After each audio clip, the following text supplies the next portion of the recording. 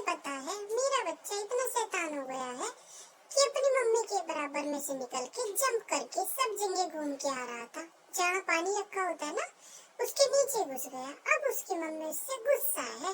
अब तो वो सोने की एक्टिंग कर रहा है। अच्छा भाई, इतना शैतान हो गया है क्या तेरा बच्चा अभी से? हाँ भाई, इतना ही शैतान हो गया है।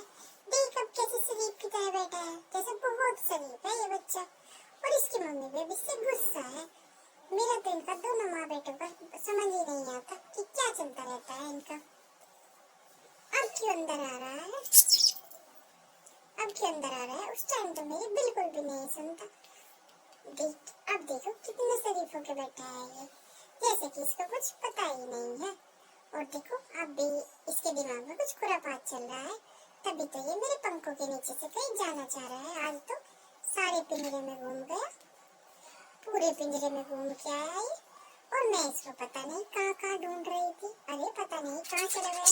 मुझे तो अब इसकी फिक्र रहने लगी है कि कहीं ये रात को भी इधर उधर ना चला जाए। फिर मैं इसको कैसे इसके अंदर बैठाऊंगी? दिन में तो इसके पापा नहीं और मैंने दोनों ने मिलकर इसको अंदर बैठा दिया था, और जो रात को चला गया तो क्या होगा?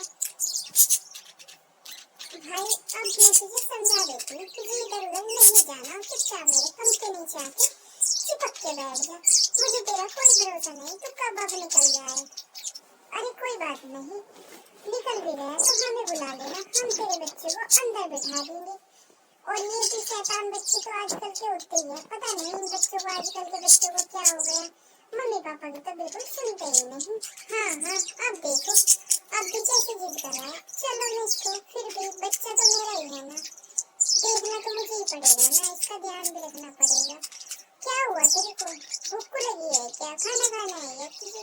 नहीं मम्मा, मुझे तो यही देखना कि मैं थोड़ा सा और घूमी आऊँ। नहीं, अब खबरदार जो तूने बाहर घूमने की बात की, तुझे कोई जानवर पकड़ कर ले जाएगा। मैं कहाँ घूमूंगी फिर तुझे ढूंढती हुई? वैसे ही इतनी सर्दी हो रही है, मेरे से तो उठा भी नहीं जाता। और एक ही है कि तू मेरा कहना ही नहीं मानता।